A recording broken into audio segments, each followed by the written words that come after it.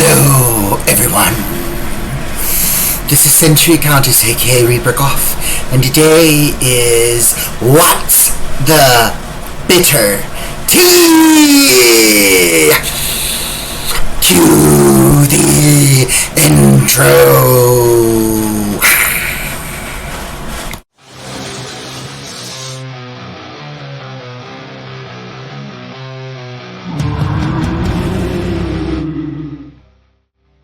Welcome to the first episode of Bitter Tea.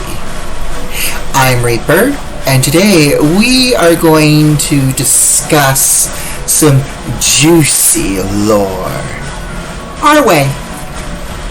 We're not going to do any of that whimsical music. We're not going to do any of that lore storyteller vibe. We're going to get down. We're going to get dirty. We're going to get Jerry Springer gone wild crazy! So, a little info of what this series is going to be about. We are basically going to either do a deep dive on one or two or a couple of characters that have a connection, not the whole romance. We're not going to do anything about that. We're going to talk about the scandalous ones. Feuds, rivalry, that sort of tea. I came across the two perfect test subjects for our episode. We're going to go into the 1988 movie Willow. We're not going to discuss the main character. We are going to be talking about Fin Raziel and Bavmorda. What's the tea between those two? So some quick info about our characters. Our first subject is Bavmorda, or Queen Bavmorda, as she prefers to be called. She is this nasty bitch with a caring attitude in this medieval fantasy world, who literally hears a prophecy about a baby is going to destroy her ass, so she spends all her time sending armies after this one baby that somehow escapes her, and in the end, she ends up destroying herself while destroying the baby, trying to destroy the baby. On all honesty, if she would just take a moment to realize that all past villains tend to die while trying to destroy someone or something that says it's going to destroy her, when she could have just realized, what if I don't destroy this kid? What if I don't do shit? And I guarantee you I'll live another couple of good years, basically how can I say it, pillaging, tearing up villages, making people feel scared as shit, raising taxes, living my evil ass, and then by the time the kid's all grown, I'll be dead. But I've lived my life as I wanted to as an evil bitch. Nope. Like every villain, they have to go after this fame that is prophesied to destroy them, and as always, they end up destroying themselves while trying to destroy the threat, which tends to not be a threat after all, because basically they're the ones that end up destroying themselves over it. Our next subject we'll discuss is Fin Raziel, Bavmorda's rival. These two women have a score with each other, but before we go into that, let's talk about a little bit about Fin Raziel. So we first see Fin Raziel as some sort of rodent on an island. She was banished there, and we find out she was turned into this rodent, and Willow spends most of the time in the film trying to transform her back into, allegedly, a beautiful young woman, as Fin Raziel says she is, which she probably was, but she lost track of time, and when she was finally turned back into a human, she realizes she's now an old grandma, and she's twice as pissed. Can't really blame her. I mean, especially with what we're going to share today, trust me, you are going to love the tea that we're going to have to share. But apparently she's a powerful sorceress, etc., etc., etc.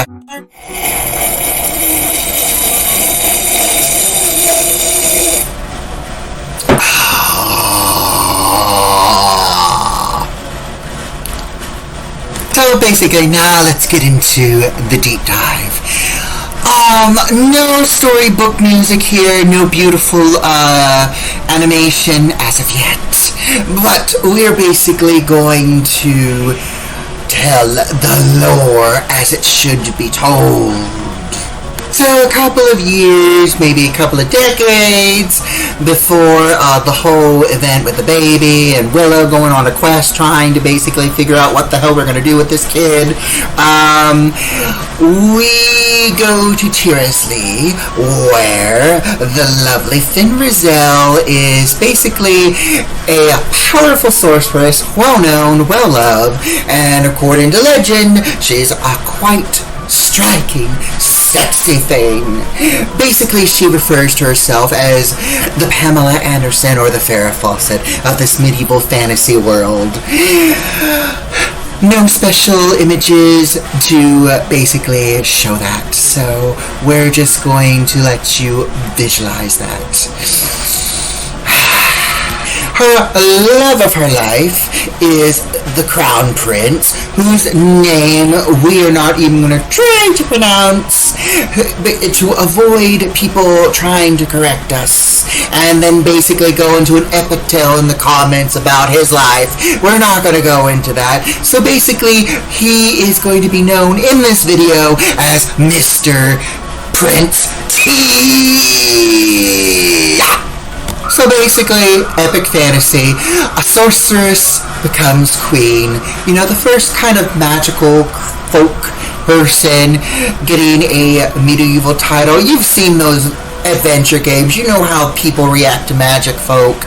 The only person that I know that was magical related was McGrath from Weird Sisters in Terry Pratchett's Discworld, who became queen and was a magic user.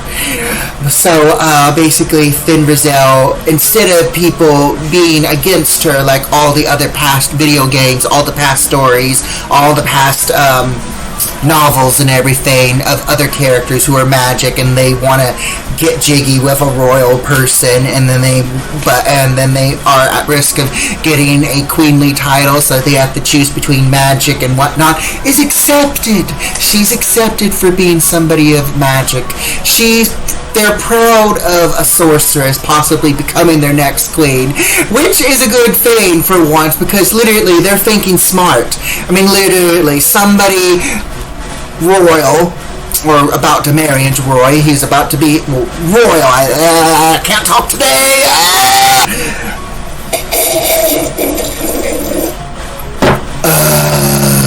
As I was saying, somebody about to marry into royalty, they're about to become queen, they dabbled with magic, they're quite good at it, they're a legend, they're an icon, people love them, and people are thinking smart because, yeah, if ever there's a war or a threat with another kingdom and that kingdom decides they're going to start some shit, we got a queen who knows how to use a magic wand and basically zap them to hell, as Fin Raziel boasted she was going to do when Willow changed her back when they were all imprisoned in cages in a snowy mound realm on their way to Bavmorda's dark castle.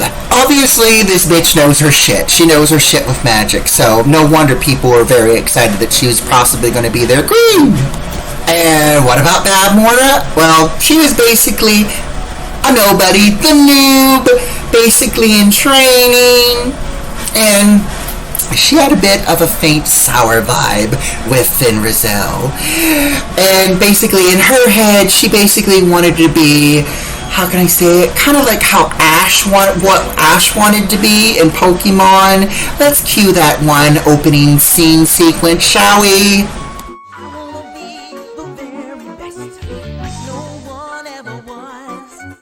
If that medieval fantasy world had anything such as paid programming and television, which I'm sure it did in some form, she was probably watching Pokemon and probably singing to that opening song, just that lyric over and over again, thinking one day she was going to be more badass than Fin Raziel.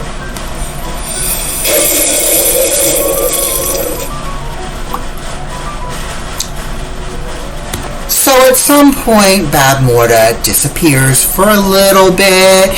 People are worried, etc., etc., and then they just move on. But then somehow she eventually shows her ass back up. Everybody's like, "Oh, Bavmorda, how are you? What's been going on? Where have you been? We've been worried." you guys have been worried, but then you've moved on, and then here she shows up. Obviously, she's probably secretly pissed. Obviously, she, went off for some apparent reason, and that reason was she was going to study some dark-ass magic. And she came back super improved, super trained. She did not appreciate the fact that, when she came back, obviously what little bit of emotion she may have had for anyone that was there, she lost when they were like, "Oh, Bavmorda, good to see you. We've been worried.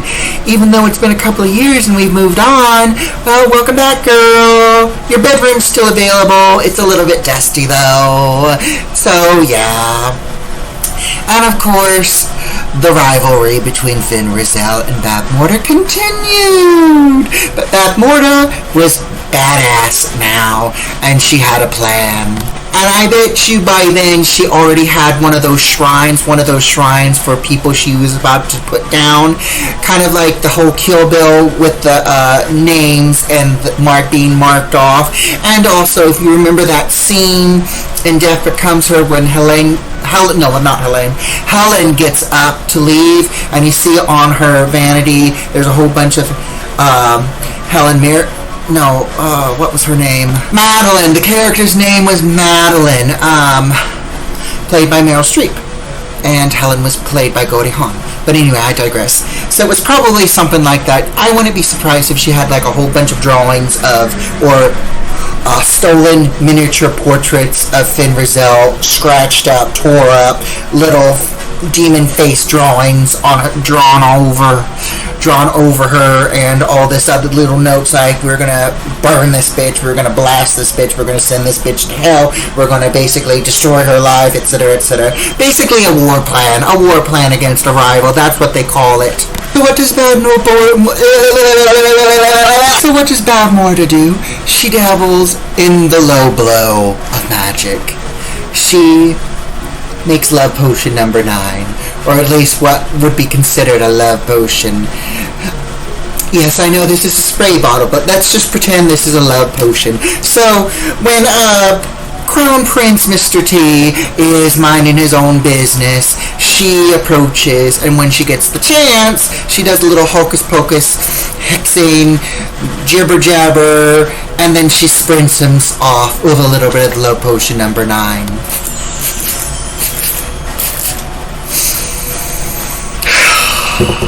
And after a couple of dosages and a good sniff or two, he immediately falls in love with Bavmorda. He completely forgets his love of his life, Fin Raziel, and he's head over heels over Bavmorda. Fin Raziel, sensing the danger, starts to prepare, but before she can even get started, now that Bavmorda has the top chain of power, she basically not only banishes her to an island for the next couple of decades, living away from civilization, possibly becoming semi-insane from depression and isolation. She further decides to transform her into a rodent. And she spends the rest of her good old days in this island, or on this island I should say, living as a rodent. Bavmorda then marries Crown Prince T. When Mr. T's dad dies, he becomes king, she becomes queen. They have a kid together, which is Sorsha, of course, the lovely Sorsha, who has a bitch attitude in the beginnings of the film and then somehow softens up near the end. However, despite he's under her love spell influence, this Mr. T guy, according to my research, still maintains his kind-hearted personality and is a very good father figure to Sorsha, according to what I read in my research. And Bavmorda, being Bavmorda, is like, I don't want a softie for her daughter, so at some time, she either did it or luck was on her side, and King Mr. T croaks, and she basically starts training her daughter to become a badass, just like her, but instead of magic, she uses the sword, and so she basically has her train with Kale, who I think is her, I will admit, The way that Kale and Bavmorda seem to react to each other is almost like a secretive, angry married couple. Because she does, she's not that nasty with him. The only thing she's ever done to him is a bitch slap. But I think she has the hots for him and he had the hots for her. So I have a feeling there's something in between those two. Because literally she trusts him, she basically encourages him to, basically take Sorsha under his wing, that type of thing. I mean, you can literally see it. And you can tell Sorsha hates its guts, and you can tell there's a little bit of tension between Sorsha against Kale. So I have a feeling she might have known that there was something going on between her mother and Kale, and she hates his guts, and she wanted to show her mother she can do better than him, that type of thing. But we're not going to go into that because we're talking about past lore. And we already strayed off the subject while talking about Sorsha. We're talking about what's been going on with the lore that we did not know. Already jibber-jabbing way off subject. So let's get back to the subject, shall we? So, during her whole epic years of being queen, Bavmorda is spending her life basically being mega monster witch bitch. Basically causing havoc, making people scared of her, basically having the time of her life, being Mega Karen in this magical medieval world. Meanwhile, poor Fin Raziel, she's on that island as a rodent, probably living off of insects and dried bark and God knows what else, because when we see that island in the movie Willow, it looks deserted, it looks nasty, so she's probably going after whatever basically flies up to that island or washes up the shore to die. So that's probably her way of surviving. And she spends all those years waiting, because she obviously heard at some point about the prophecy about this Laura and Dan and the magical baby that's allegedly going to kill Bavmorda. In all honesty, the story about Bavmorda seems to be more interesting than Fin Raziel. I mean, Fin Raziel, all we know is that she was a goody-goody. She was going to be a sorceress queen. She was going to basically, everybody was happy for her while Bavmorda was badass. But as always, badass ends up becoming idiot in the end, because that's how movies are these days. While Fin Raziel, all we know is, like I said, she's a goody-goody, was going to be a sorceress queen. She lost her happily ever after, and she was forced on an island, basically living off of anything that washed up ashore, dried bark, insects, dead fish, and any crows or birds or other flying contraption creatures that might have fallen to their death and died on the island. Who knows what she was living on. I'm just exaggerating what she probably did to survive. Like I said, the only thing that she boasted about during that whole movie is she was hot. She knew she was hot. She wanted to be hot again, and literally the first thing we hear is, like I said earlier, when Willow is trying to transform her back, the first thing she says is, "I'm a young, beautiful woman." And Mad Mardigan there is obviously there, of course, and the first thing in his head is like, "Concentrate, Willow, concentrate!" Obviously he knew that when she transformed back to allegedly a beautiful hot woman, she was going to be bare-assed. And obviously that just basically reveals Mad Mardigan was a man, one of those boot macho man, wanted to see titties. For him, it backfired. She turned into a dark raven crow creature thing, and later on a goat, and then later on a multitude of creatures, before finally transforming into an old granny. So he probably saved himself, because literally he was expecting to see something nice. Willow's screw up saved his ass, because literally he was going to see old saggy orangutan titties and God knows what else. If the first attempt of transformation was successful.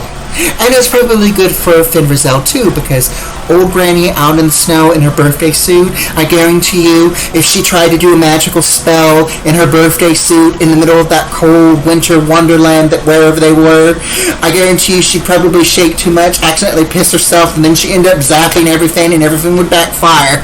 Now we go slightly into the present, obviously, and we're just going to basically refer to what Fin Raziel and Bavmorda both were thinking in the present, which takes place in the movie film, but what we do not know what's going on in their heads.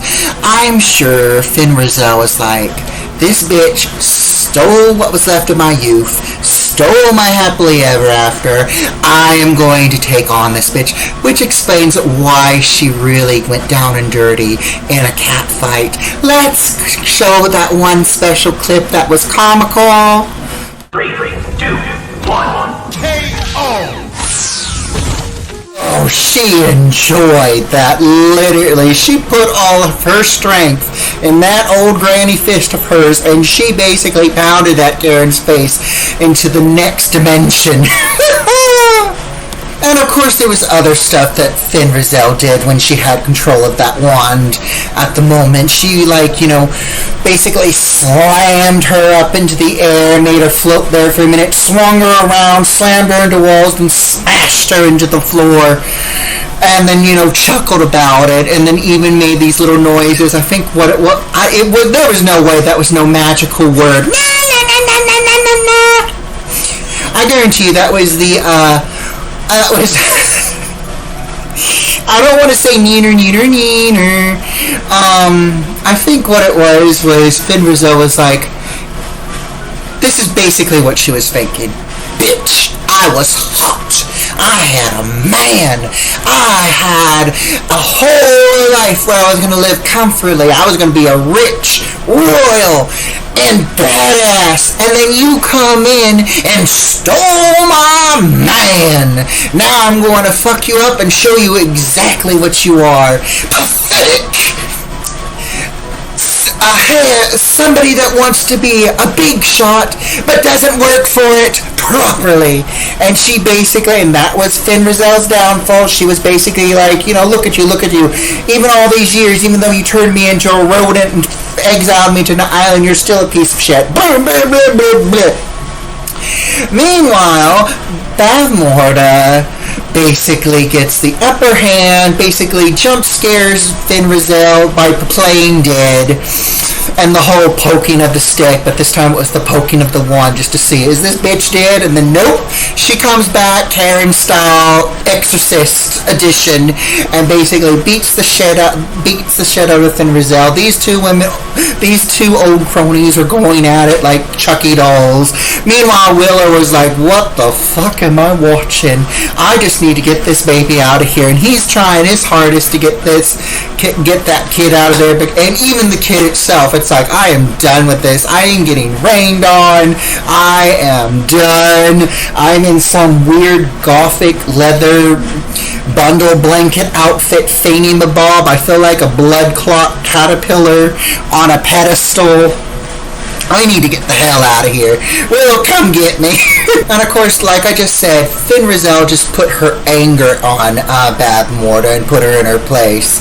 And literally, I can't really blame her. I mean, seriously, I'd be pissed too if somebody turned me around and exiled me for decades, and then when I was finally turned back, all my youth and everything was gone, and basically my life was over. I was literally the hag. No second chances of fast romance. No new happily ever afters. My lifetime was about halfway over. So basically, yeah, I can understand Fin Raziel's perspective. Now, as for Bavmorda, obviously, as you saw in the end, Bavmorda thinks she killed the bitch because she basically put her in a stranglehold, and then Fin Raziel just goes limp, and you could tell that Bavmorda was like, finally, I'm getting rid of you.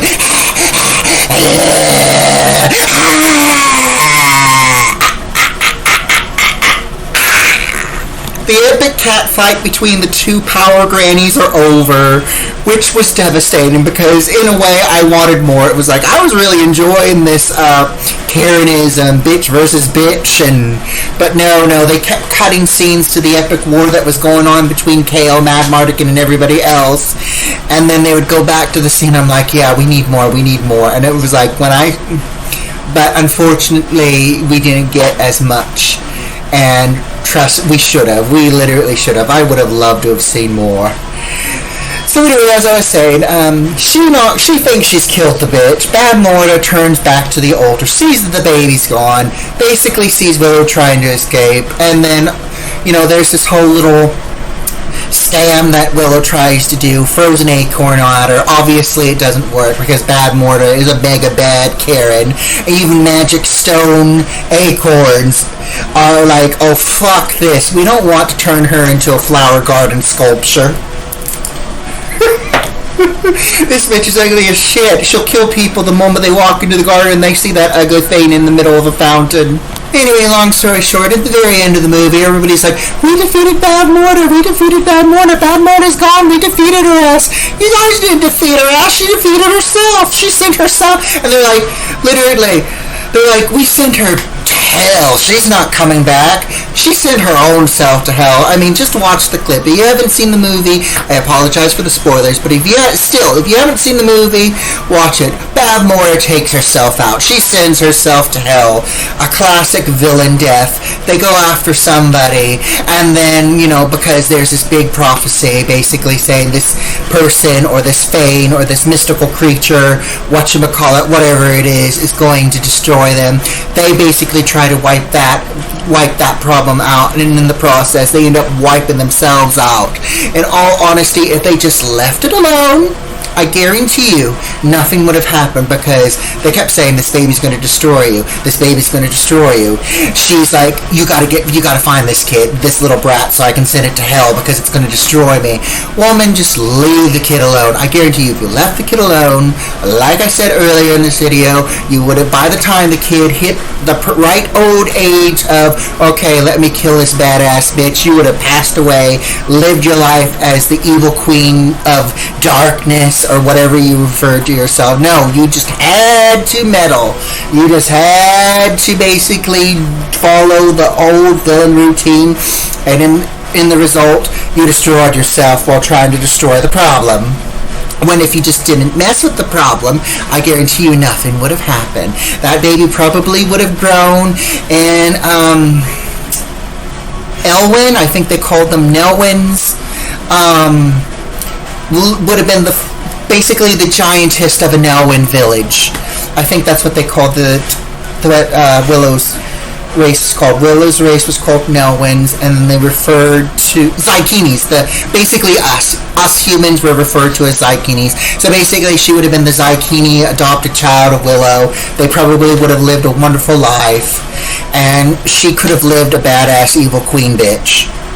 And there would have never been a problem, but no, she had to basically believe a prophecy, and it resulted in her destroying herself. Which, basically, in a way, she kind of won, because basically it's like, I'm not letting you guys take me out, I'm taking myself out. And that's what she did. She sent herself to hell. While everybody's boasting, we took her out. No, that's the first time Bavmorda did it herself. She took herself out. You guys didn't. You just, inflicted the rage Karen, the mega rage Karen that causes mega Karen blindness, and that mega Karen blindness, as always, takes itself out. So she took herself out. Well, you guys, that's the end of the video. I hope you enjoyed this as much as I did. I am going to go recover now. I have a few other videos I have to make, and I also have to plot the next episode. If this episode gets a good views, good comments, a lot of likes, we may continue this series. If not, we'll probably, just move on, because like I said, we're experimenting. Hopefully this series becomes a success. If not, oh well, we can just bump into something else. But until then, have a good night. Goodbye.